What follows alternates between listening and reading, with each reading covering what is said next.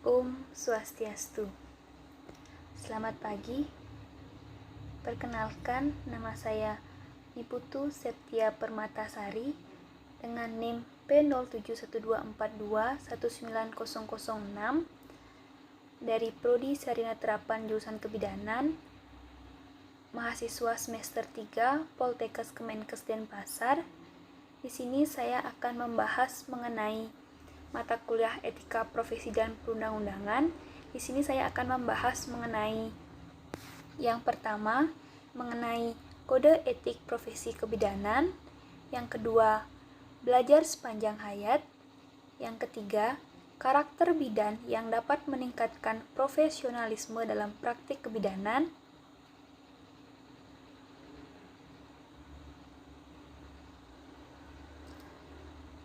Sebelum kita membahas mengenai kode etik profesi kebidanan, sebaiknya kita membahas etika profesi itu apa. Etika profesi merupakan etika khusus yang dikhususkan pada profesi tertentu, misalnya etika kebidanan. Kode etik suatu profesi adalah norma-norma yang harus diindahkan oleh setiap anggota profesi yang bersangkutan di masyarakat. Apa yang dimaksud dengan norma-norma itu? Norma-norma tersebut berisi petunjuk bagi anggota profesi tentang bagaimana mereka harus menjalankan profesinya dan larangan-larangan termasuk ketentuan-ketentuan apa yang boleh dan tidak boleh diperbuat atau dilaksanakan oleh anggota profesi. Tidak hanya dalam menjalankan tugas profesinya, melainkan berkaitan juga dengan tingkah lakunya secara umum dalam pergaulan sehari-hari di masyarakat.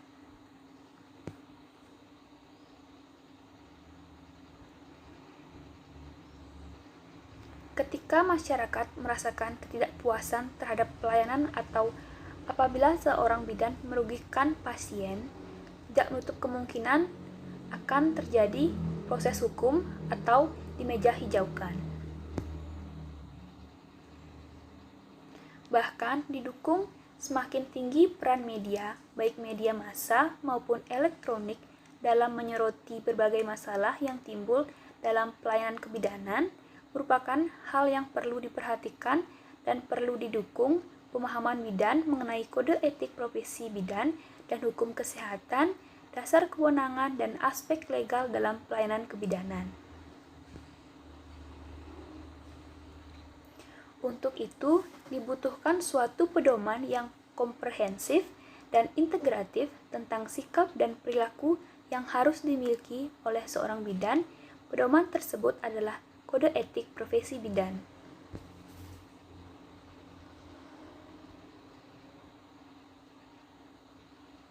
Baik, di sini saya akan menjelaskan mengenai Kode Etik Profesi Bidan. Kode etik profesi bidan merupakan suatu ciri profesi bidan yang bersumber dari nilai-nilai internal dan eksternal suatu disiplin ilmu dan merupakan pernyataan komprehensif profesi bidan yang memberikan tuntutan bagi anggota dalam melaksanakan pengabdian profesinya. Kode etik profesi bidan juga merupakan suatu pedoman dalam tata cara keselarasan dalam pelaksanaan pelayanan profesional bidan.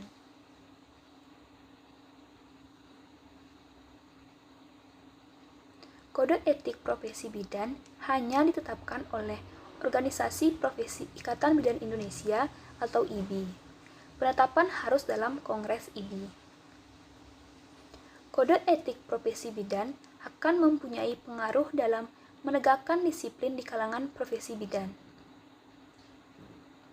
Kode Etik Bidan Indonesia pertama kali disusun pada tahun 1986 dan disahkan dalam Kongres Nasional Ikatan Bidan Indonesia (IBI) yang ke-10 pada tahun 1988 dan petunjuk pelaksanaannya disahkan dalam Rapat Kerja Nasional atau Rakernas IBI pada tahun 1991.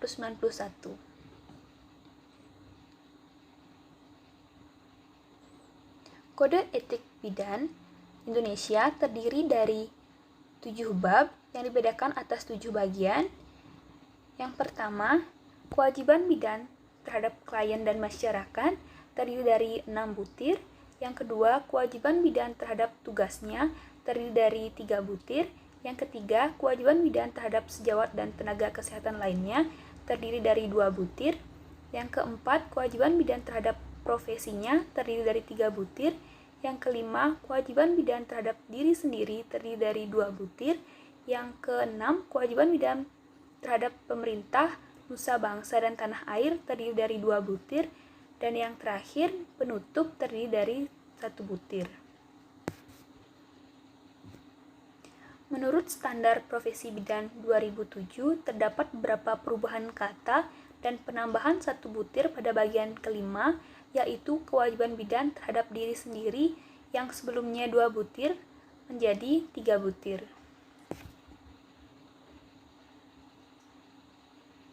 Kode Etik Bidan Indonesia. Sesuai Keputusan Menteri Kesehatan Republik Indonesia Nomor 369-Menkes-SK-3-2007 tentang Standar Profesi Bidan, di dalamnya terdapat Kode Etik Bidan Indonesia.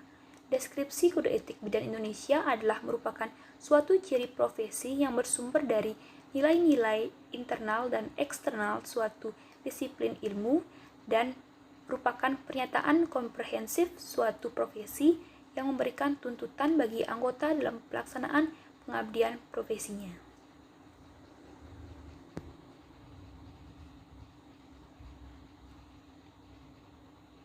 Terwujudnya kode etik ini merupakan bentuk kesadaran dan kesungguhan hati dari setiap bidan untuk memberikan pelayanan kesehatan secara profesional dan sebagai anggota tim kesehatan demi tercapainya cita-cita pembangunan nasional di bidang kesehatan pada umumnya, KIA atau KB, dan kesehatan keluarga pada khususnya. Sesuai dengan wewenang dan peraturan kebijaksanaan yang berlaku bagi bidan, kode etik ini merupakan pedoman dalam tata cara dan keselarasan dalam pelaksanaan pelayanan profesional. Bidan senantiasa berupaya memberikan pemeliharaan kesehatan yang komprehensif terhadap ibu hamil, ibu menyusui, bayi, dan balita.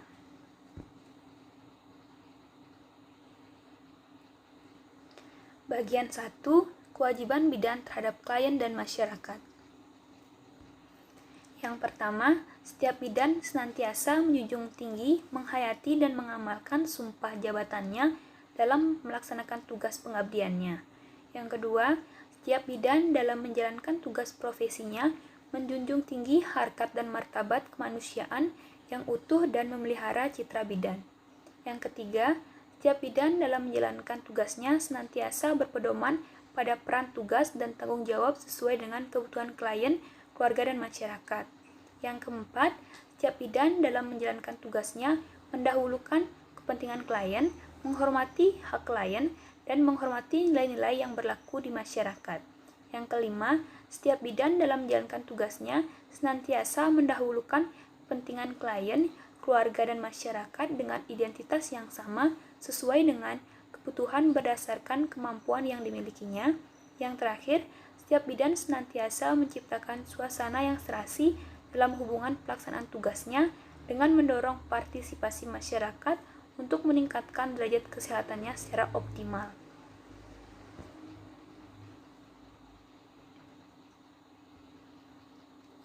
Bagian 2, kewajiban terhadap tugasnya. Yang pertama, setiap bidan senantiasa memberikan pelayanan paripurna terhadap klien, keluarga, dan masyarakat sesuai dengan kemampuan profesi yang dimilikinya berdasarkan kebutuhan klien, keluarga, dan masyarakat. Yang kedua, setiap bidan berhak memberikan pertolongan dan mempunyai kewenangan dalam mengambil keputusan, mengadakan konsultasi, atau rujukan. Yang terakhir, setiap bidan harus menjamin kerahasiaan keterangan yang dapat atau dipercayakan kepadanya, kecuali bila diminta oleh pengadilan atau diperlukan sehubungan kepentingan klien.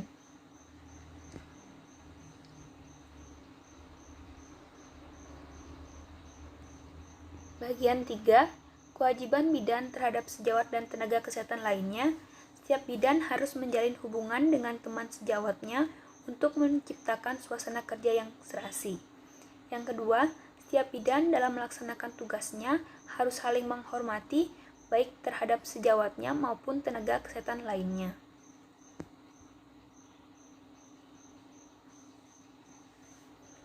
Bagian yang keempat, kewajiban bidan terhadap profesinya. Yang pertama, setiap bidan harus menjaga nama baik dan menjunjung tinggi citra profesinya dengan menampilkan kepribadian yang tinggi dan memberikan pelayanan yang bermutu kepada masyarakat. Yang kedua, setiap bidan wajib senantiasa mengembangkan diri dan meningkatkan kemampuan profesinya sesuai dengan perkembangan ilmu, pengetahuan, dan teknologi. Yang terakhir, setiap bidan senantiasa berperan serta dalam kegiatan penelitian dan kegiatan sejenisnya yang dapat meningkatkan mutu dan citra profesinya.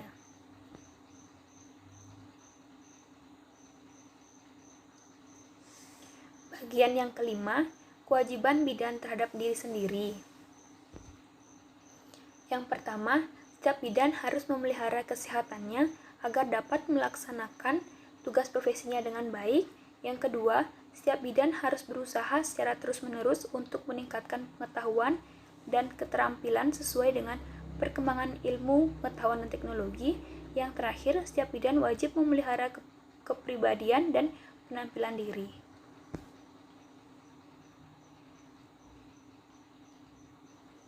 Bagian keenam, kewajiban bidan terhadap pemerintah, nusa dan bangsa, dan tanah air. Yang pertama, setiap bidan dalam menjalankan tugasnya senantiasa melaksanakan ketentuan-ketentuan pemerintah dalam bidang kesehatan, khususnya dalam pelayanan KIA atau KB, dan kesehatan keluarga dan masyarakat. Yang kedua, setiap bidan melalui profesinya berpartisipasi dan menyumbangkan pemikirannya kepada pemerintahan untuk meningkatkan mutu jangkauan pelayanan kesehatan, terutama pelayanan KIA dan KB dan kesehatan keluarga. Bagian yang terakhir, bagian ketujuh, penutup. Setiap bidan dalam melaksanakan tugasnya sehari-hari senantiasa menghayati dan mengamalkan kode etik bidan Indonesia.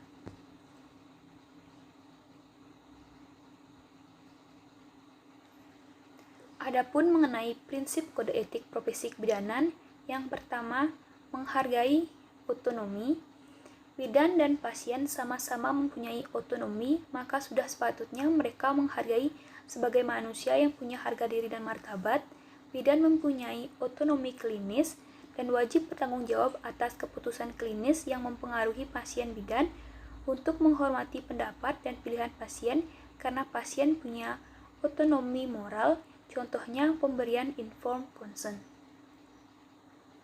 Beberapa tindakan yang tidak memperhatikan otonomi, contohnya melakukan tindakan tanpa memberitahu ke pasien terlebih dahulu, melakukan sesuatu tanpa informasi yang lengkap, memberikan informasi yang tidak benar, memaksa pasien untuk menjawab pertanyaan-pertanyaan kita. Adapun kelanjutan dari prinsip kode etik profesi kebidanan, yang kedua, melakukan tindakan yang benar atau melakukan tindakan tanpa bahaya. Yang ketiga, mencegah tindakan yang dapat merugikan. Yang keempat, memperlakukan manusia dengan adil. Yang kelima, menjelaskan dengan benar. Yang keenam, menepati janji yang telah disepakati. Yang ketujuh, menjaga kerahasiaan. Selanjutnya, fungsi kode etik profesi bidan. Yang pertama, sebagai panduan. Kode etik memberikan bantuan berupa panduan dengan fasilitas dalam menjalankan pekerjaan profesional. Yang kedua, peraturan menentukan beberapa suatu kelompok profesi seperti tanggung jawab moral, tindakan yang standar, nilai-nilai khas suatu profesi, izin profesi. Yang ketiga, disiplin mengatur tingkah laku yang melanggar hukum dengan mengidentifikasi dan menentukan jenis tindakan serta membuat instrumen yang menjadi peraturan tetap di mana profesi berada. Yang keempat, pelindung, melindungi masyarakat termasuk anggota masyarakat yang menerima profesi.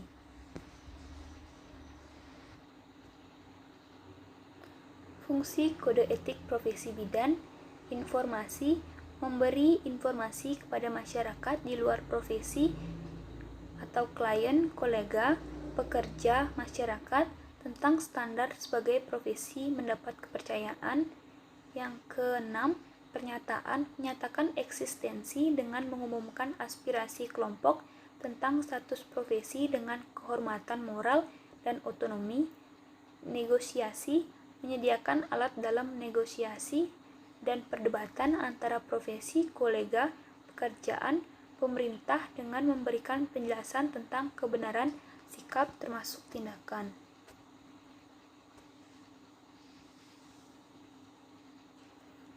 Adapun tujuan dari kode etik profesi kebidanan, pada dasarnya tujuan menciptakan atau merumuskan kode etik suatu profesi adalah untuk kepentingan anggota dan kepentingan organisasi. Secara umum, tujuan menciptakan kode etik adalah yang pertama, untuk menjunjung tinggi martabat dan citra profesi, yang kedua, untuk menjaga dan memelihara kesejahteraan para anggota, yang ketiga, untuk meningkatkan pengabdian para anggota profesi, yang terakhir, untuk meningkatkan mutu profesi. Selanjutnya, saya akan membahas mengenai belajar sepanjang hayat. Belajar sepanjang hayat adalah suatu konsep, ide, gagasan pokok yang berlangsung dalam diri individu. Dalam konsep ini, belajar tidak hanya berlangsung di lembaga-lembaga pendidikan formal. Pembelajaran sepanjang hayat meliputi pola formal dan informal.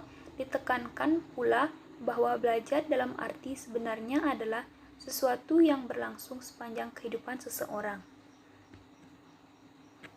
Berdasarkan ide tersebut, konsep belajar sepanjang hayat sering pula dikatakan sebagai belajar berkesinambungan atau continuing learning. Dengan terus-menerus belajar, seseorang tidak akan ketinggalan zaman dan dapat memperbaharui pengetahuannya, terutama bagi mereka yang sudah lanjut usia.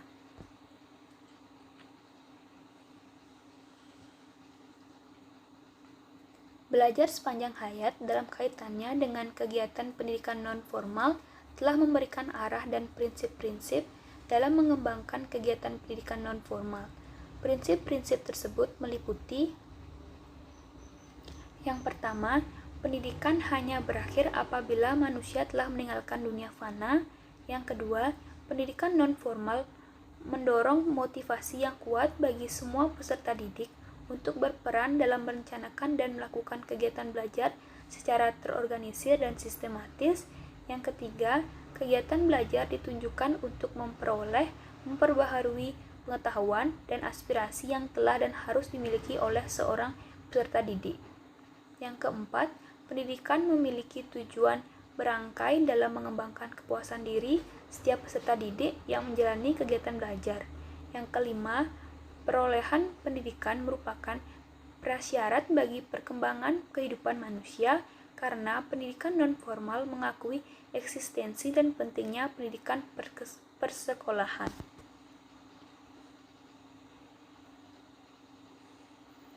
Prinsip-prinsip tersebut memunculkan ciri-ciri pendidikan formal, yaitu: yang pertama, memberikan kesempatan pendidikan bagi setiap orang sesuai dengan minat, usia, dan kebutuhan belajar masing-masing. Yang kedua, dalam menyelenggarakan pendidikannya, selalu melibatkan peserta didik dimulai sejak kegiatan perencanaan, pelaksanaan, proses, hasil, serta sampai pada pengaruh kegiatan belajar yang dilaksanakan tersebut.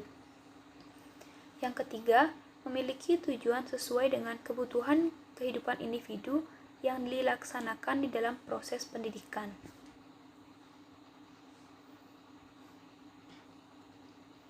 Kesimpulannya, pembelajaran sepanjang hayat merupakan suatu konsep, ide, gagasan proses belajar yang berlangsung secara terus-menerus dalam diri individu, kapanpun, dimanapun, dan dengan siapapun.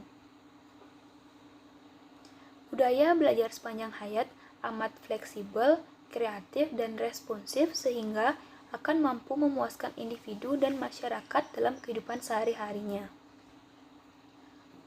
Dengan demikian, belajar sepanjang hayat dalam implementasinya membentuk suatu kesatuan pentahapan pendidikan sebagai suatu totalitas dari berbagai kegiatan pendidikan dan belajar yang berlangsung di lingkungan keluarga, pendidikan di sekolah, dan semua kegiatan yang berlangsung di tengah kehidupan masyarakat.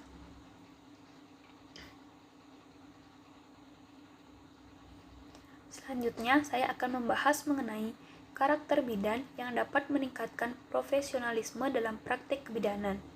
Yang pertama, sehat jasmani rohani. Karena bidan memiliki pekerjaan yang sangat dinamis, maka bidan harus sehat fisik dan mental. Karena dalam kondisi seletih apapun bidan dituntut untuk tetap menstabilkan emosi, bidan juga harus cekatan dan energik dalam melakukan tugasnya.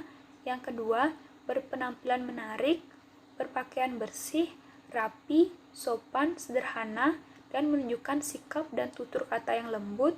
Yang ketiga, kejujuran. Bidan tidak boleh menakut-nakuti atau mengatakan bohong terhadap diagnosa pasien atau mengatakan tidak apa-apa dengan kondisi pasien hanya untuk menyenangkan hati pasien. Bidan harus mengatakan apa yang terjadi dengan sejujurnya, dengan bahasa yang baik, agar pasien tidak sakit hati ataupun putus asa.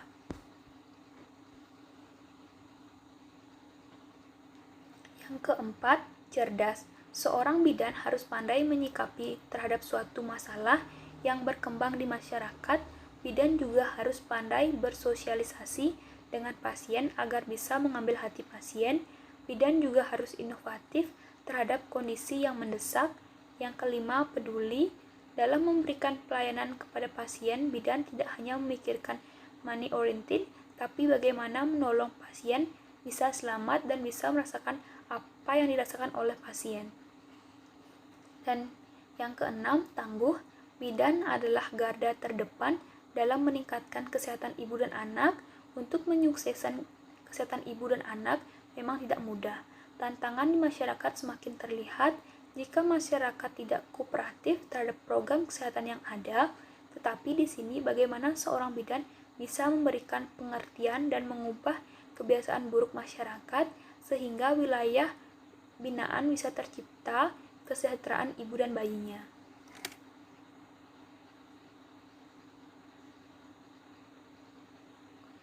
Adapun perilaku bidan yang dapat meningkatkan profesionalisme dalam praktik kebidanan, yang pertama, dalam melaksanakan tugas berpegang teguh dan filosofi, etika profesi, dan aspek legal.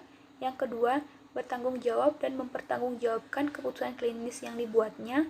Yang ketiga, senantiasa mengikuti perkembangan pengetahuan dan keterampilan mutakhir secara berkala. Yang keempat, menggunakan cara pencegahan universal untuk mencegah penularan penyakit dan strategi pengendalian infeksi. Yang kelima, menggunakan konsultasi dan rujukan yang tepat selama memberikan asuhan kebidanan.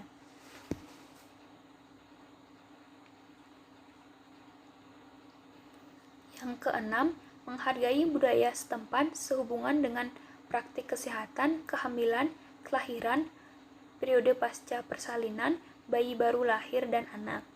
Yang ketujuh, menggunakan model kemitraan dalam bekerja sama dengan kaum wanita atau ibu agar mereka dapat menentukan pilihan yang telah diinformasikan tentang semua aspek asuhan, meminta persetujuan secara tertulis supaya mereka bertanggung jawab atas kesehatannya sendiri.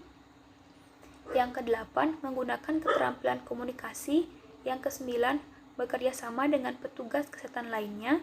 Yang terakhir, advokasi terhadap pilihan ibu dan tatanan pelayanan kebidanan.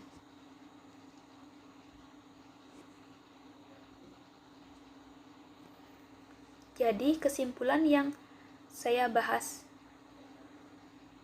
adalah yang pertama, kode etik profesi bidan merupakan suatu ciri profesi bidan yang bersumber dari nilai-nilai internal dan eksternal suatu disiplin ilmu dan merupakan pernyataan komprehensif profesi bidan yang memberikan tuntutan bagi anggota dalam melaksanakan pengabdian profesinya. Belajar sepanjang hayat adalah suatu konsep, ide, gagasan pokok yang berlangsung di dalam diri individu. Dalam konsep ini, belajar tidak hanya berlangsung di lembaga-lembaga pendidikan formal. Dan karakter bidan yang dapat meningkatkan profesionalisme dalam praktik kebidanan, yaitu sehat jasmani rohani, berpenampilan menarik, memiliki sifat jujur, cerdas, peduli, dan tangguh.